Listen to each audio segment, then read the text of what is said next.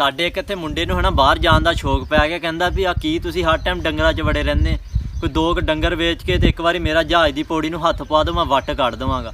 ਉਹਨੂੰ ਸਮਝਾਇਆ ਵੀ ਕੀ ਪਰਦੇਸ ਜਾ ਕੇ ਤੂੰ ਕੀ ਕਰਨਾ, ਅਤੇ ਆਪਣਾ ਕੰਮ ਆ ਲੱਗਾ ਰਿਹਾ। ਆਖੇ ਨਹੀਂ ਇੱਥੇ ਕੁਛ ਨਹੀਂ, ਮੈਂ ਬਾਹਰ ਜਾਣਾ।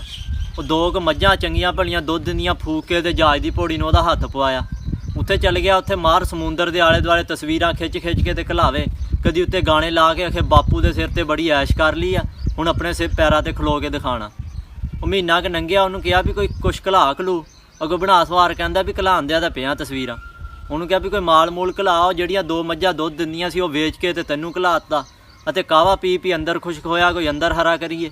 ਲੈ ਗੰਗਾ ਹੀ ਉਲਟੀ ਬਹਿ ਗਈ, ਉਹ ਕੋ ਮੰਗਣੇ ਹੀ ਭਾਰੇ ਪੈ ਗਏ। ਕਹਿੰਦਾ ਵੀ ਆਹ ਮਹੀਨੇ ਦੇ ਕੰਮ ਨਹੀਂ ਚੱਲਿਆ ਅਤੇ ਕੁਛ ਮੈਨੂੰ ਇੱਥੋਂ ਫੜ ਦਾੜ ਕੇ ਤੁਸੀਂ ਖਰਚਾ ਘਲਾਓ। ਉਹਨੂੰ ਇੱਥੋਂ ਫੜ ਦਾੜ ਕੇ ਖਰਚਾ ਘਲਾਇਆ। ਅਗਲਾ ਮਹੀਨਾ ਆਖੇ ਅਗਲੇ ਮਹੀਨੇ ਵੱਟ ਕੱਢ ਦੇਵਾਂਗਾ। ਉਹ ਅਗਲਾ ਮਹੀਨਾ ਆਇਆ, ਨਾ ਦੱਸਿਆ ਨਾ ਪੁੱਛਿਆ, ਤੇ ਘਰੇ ਆ ਵੜਿਆ। ਆਖੇ ਜੀ ਸਰਪ੍ਰਾਈਜ਼। ਮੈਂ ਕਿਹਾ ਵੀ ਕਾਹਦਾ ਸਰਪ੍ਰਾਈਜ਼, ਤੂੰ ਉੱਥੇ ਬੁਰਜ ਖਲੀਫਾ ਖਰੀਦ ਕੇ ਆ ਗਿਆ। ਆਖੇ ਨਹੀਂ ਉੱਥੇ ਦੇ ਵੀ ਹਾਲਾਤ ਕੋਈ ਨਹੀਂ, ਉੱਥੇ ਕੋਈ ਕੰਮ ਕੁੰਮ ਹੀ ਹੈ ਨਹੀਂ ਗੇ। ਮੈਂ ਕਿਹਾ ਅੱਛਾ ਵੀ ਆਹ ਵੱਟ ਕੱਢਣ ਦੀ ਗੱਲ ਕਰਦਾ ਸੀ, ਤੂੰ ਤਾਂ ਵਾਕਈ ਕਸਰ ਨਹੀਂ ਛੱਡੀ ਵੱਟ ਕੱਢਣੇ ਵਾਲੀ। ਉਹਨੇ ਆਪ ਦਾ ਕੀ